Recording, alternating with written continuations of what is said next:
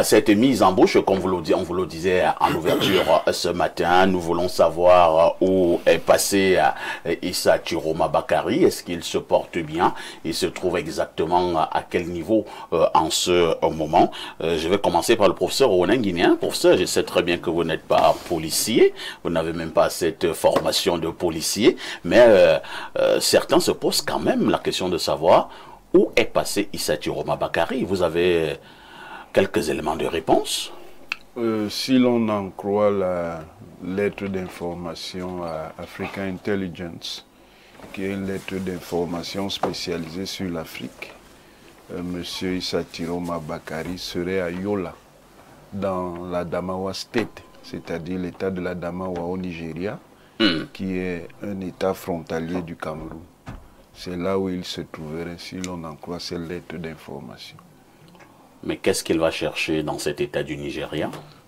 Cet état du Nigeria a des accointances sociologiques avec l'ensemble du Nord Cameroun, ce que nous appelons maintenant commodément le Grand Nord, et avec l'Adamawa camerounais. Il est également lié au Nord.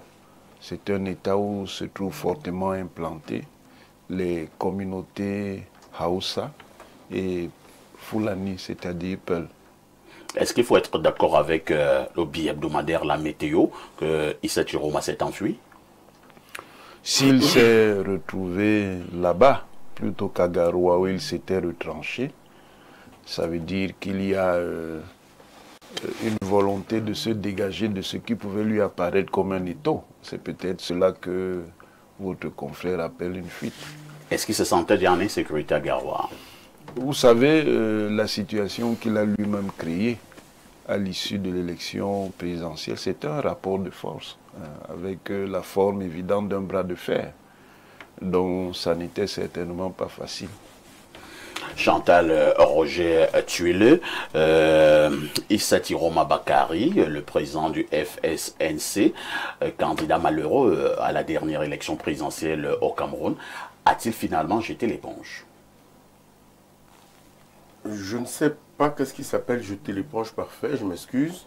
A-t-il démissionné de ce combat noble?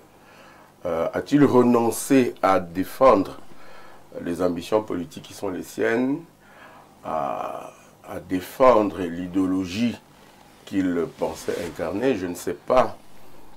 J'ai lu la même information sur son installation, au moins provisoire, au Nigeria, parce qu'une autre information l'annonçait en Europe pour une prestation de serment en tant que chef de l'État élu du Cameroun. Donc, a-t-il jeté l'éponge? Je ne sais pas. Je suis resté très proche de lui. Pourquoi le cacher? Pendant les élections présidentielles. Vous étiez très proche de lui. J'étais alors... Nous cherchions, pour que je rétablisse un peu la chose, nous cherchions un candidat unique. Et il fallait quelqu'un qui a de l'argent. Et il en a. Je pense que 5 milliards étaient requis pour celui qui serait le candidat de l'opposition à cette élection. Issa Chiroma avait 5 milliards. La plupart des candidats les avaient, ces 5 milliards. Je peux le dire d'autorité. Vous êtes sérieux? Bien sûr. Bien sûr, nous La sommes... plupart des candidats à l'élection présidentielle au Cameroun avaient 5 milliards. Que je vous explique. Ouais. Ceux de la faction qui était la mienne, celle donc qui était contre le parti au pouvoir, étaient allés dans une sorte de conclave. Et il fallait qu'il y ait un candidat qui se dégage de ce conclave, de ces négociations, appelons-les comme ça. Et au terme de ces négociations, il fallait trouver un candidat consensuel pour porter le combat de l'opposition. Alors il y avait de façon permanente 5 personnes qui revenaient, 5 candidats. Le président Akere Mouna, qui à la fin n'a pas présenté les garanties financières nécessaires. Ce n'est pas un secret de dire ici qu'il a essayé de vendre une clinique de son père et que sa sœur, Mme Amatoutou, s'est opposée. On attendait, je crois qu'il attendait également de l'argent. Oui, l'affaire est pendante chez le prophète du Fundi. Chantal Roger Tuile, finalement. Je vous donne l'information. C'était une affaire financière, ces candidatures au Non, Cameroun? non, je suis en train de vous expliquer comment cela s'est passé. Alors, il y avait donc M. Akerimuna qui ne présentait pas ses garanties financières. Il a voulu vendre sa clinique.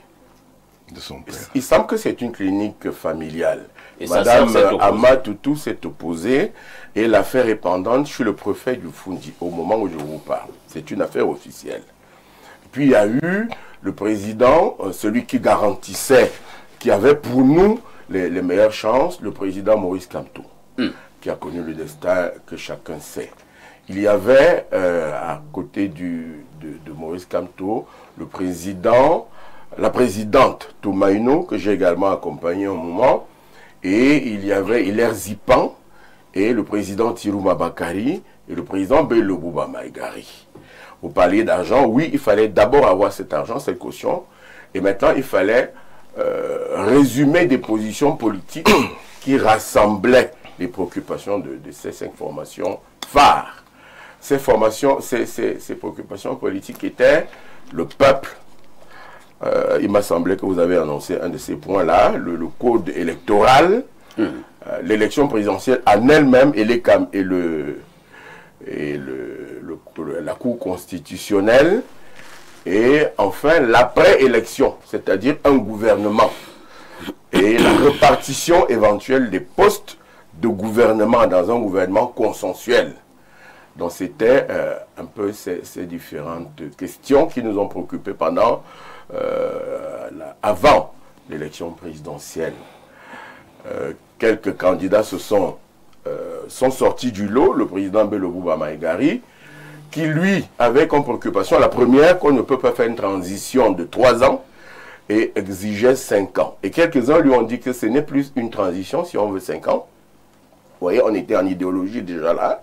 Il m'a semblé que ça revenait permanemment, qu'il fallait revenir sur le push du 6 avril pour le président Bello Bouba Maïgari. Et ça n'a pas toujours recueilli l'assentiment de tout le groupe.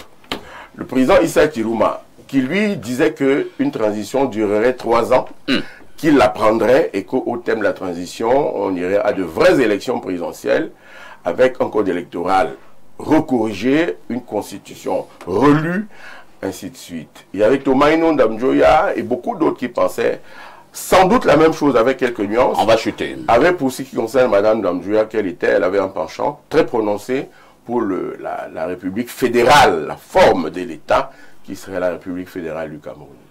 Donc le candidat qui est sorti après les déboires de M. Maurice Kamto, c'était le président Issa Tirouma Bakari, qui a résumé l'ensemble des aspirations de ce qu'on appelait les forces du changement pendant la dernière élection présidentielle. Je peux en parler, j'étais un peu le secrétaire des sessions quelquefois. Merci Chantal Roger. Valère Bessala, beaucoup l'annoncent donc au Nigeria. Beaucoup constatent également qu'il ne parle pratiquement plus. Nous parlons là de M. Issa Tirouma Bakari. Est-ce qu'il faut dire que c'est un recul et un silence stratégique? Bon, je ne sais pas si il faudra jouer aux devinettes ou au devin.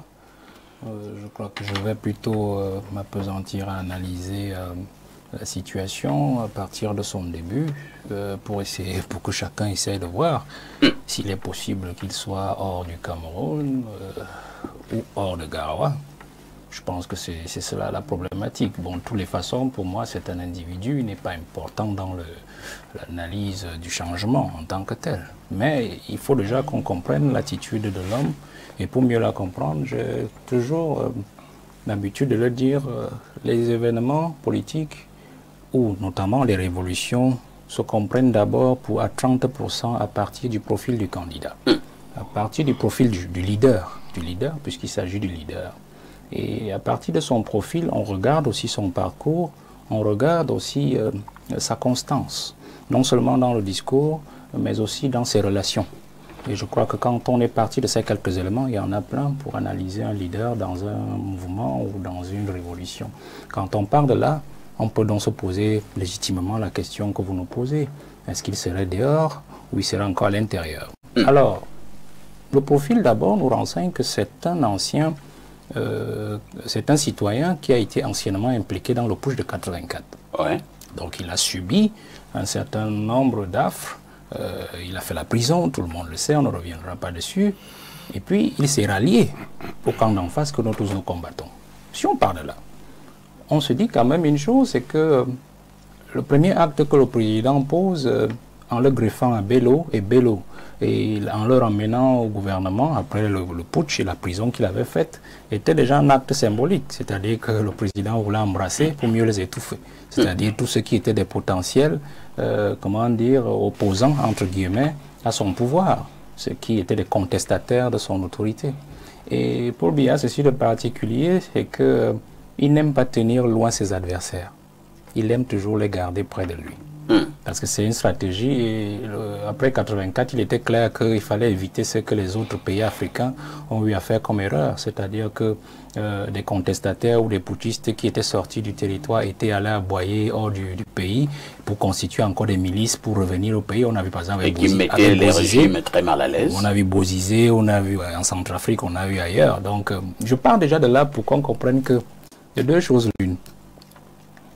Soit il est au Cameroun, et je crois qu'il est toujours au Cameroun, soit il est à l'extérieur, et peut-être que nos services de renseignement sont incompétents.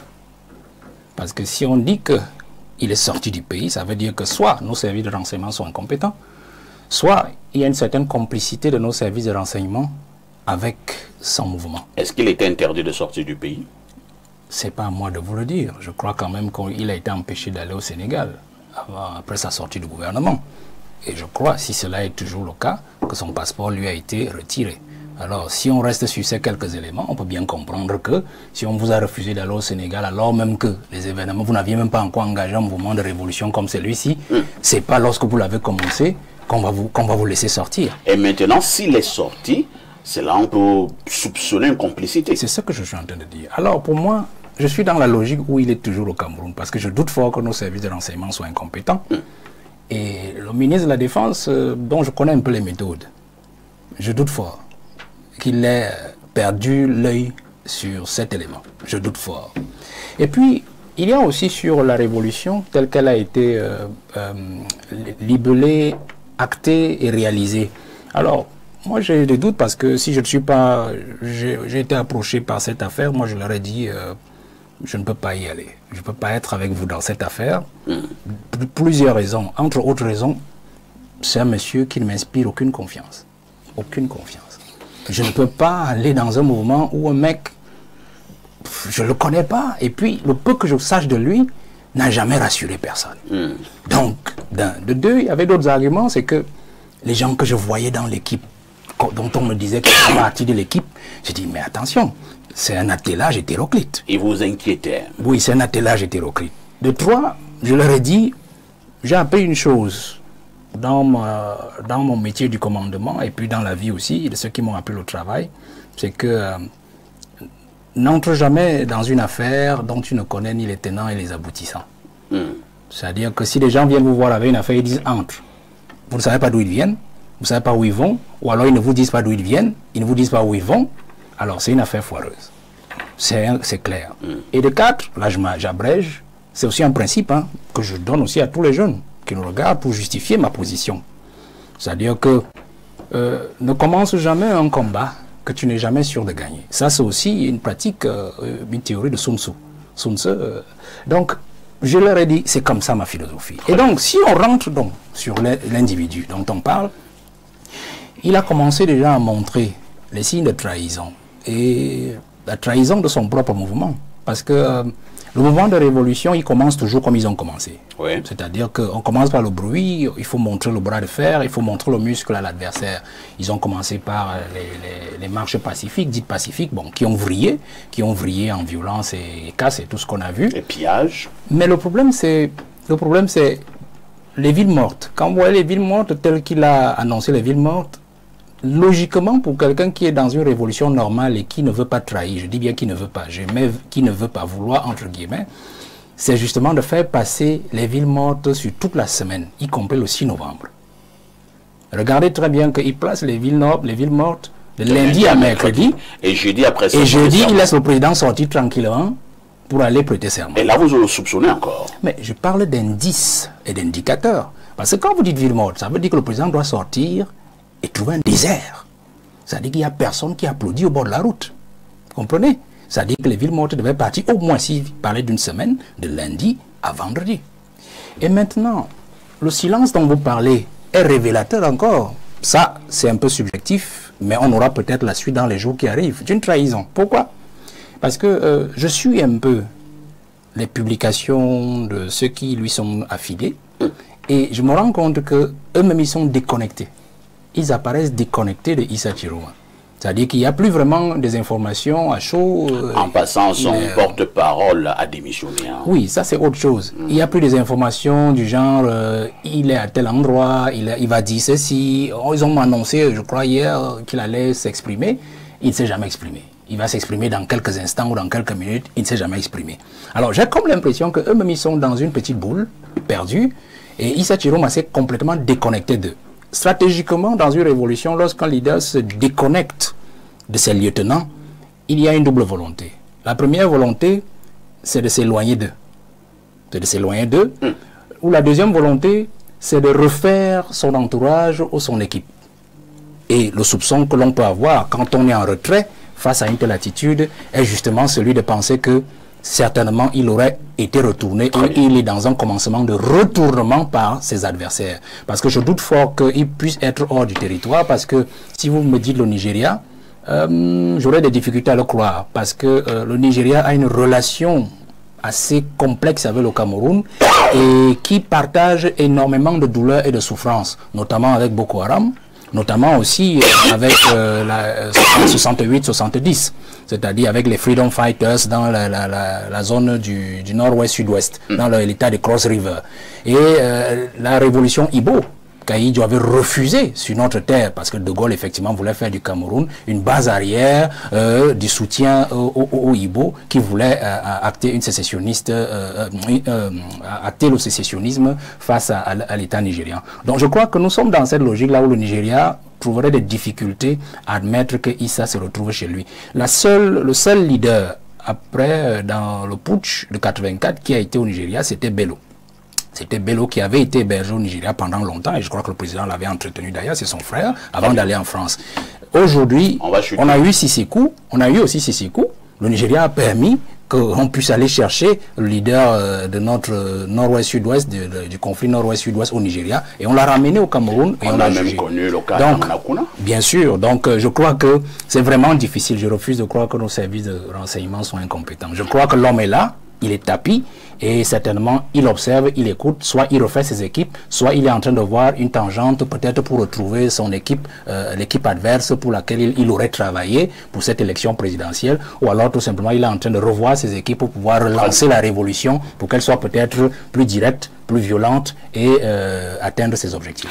Merci Valère. Et il y a le professeur Wanangini qui ne fait que secouer la tête là.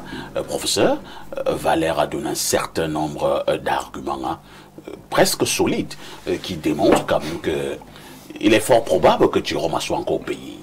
Il ne veut pas faire insulte à nos services de renseignement. Et si jamais Chiroma est sorti du pays, il soupçonne une complicité. Non, vous savez, ces affaires sont très complexes. Les liens entre États prennent souvent des formes surprenantes. L'avenir nous dira. D'accord.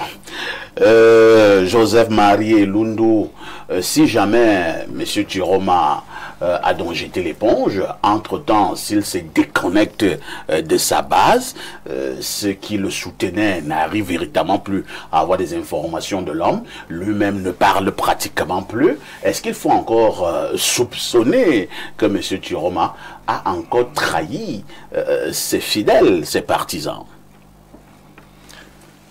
Merci. Mon sentiment est que, d'abord, les analyses précédentes sont, à mon avis, pertinentes. Mais on peut ajouter à ça le fait que Chiroma est un météore politique. En réalité, son arrivée sur la scène est un peu, d'abord, très surprenante. C'est-à-dire, il sort de nulle part sur le plan politique. Il n'a pas un appareil politique. Il n'a pas un socle politique. Le seul, je crois, le sénateur qu'il a, lui est donné, attribué par le crois, par le président de la République, dans le cadre de leur relation. Nommé.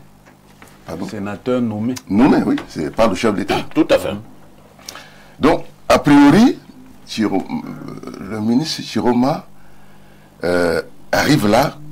Je ne pense pas que lui-même, au moment où il rentre dans la scène, avait envisagé le scénario qui s'est imposé à pratiquement à tout le monde.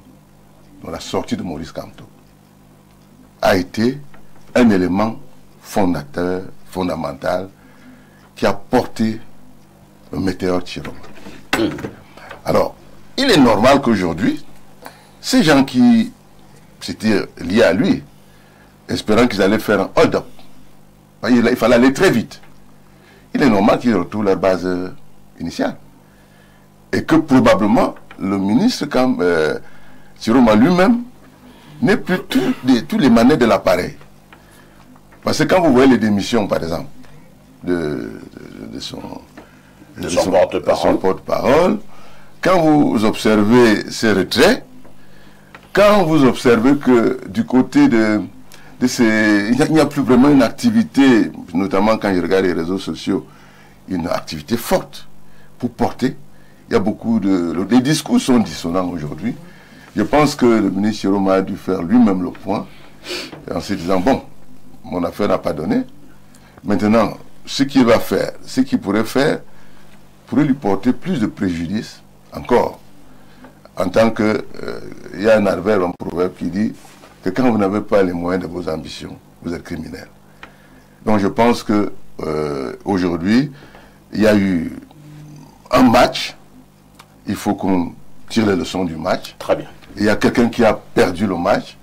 Et les éléments qui l'ont soutenu, je pense, se sont dispersés pour regarder vers l'avant, rejoindre le MRC, préparer, recomposer le MRC lui-même, qui a subi des chocs terribles dans cette affaire.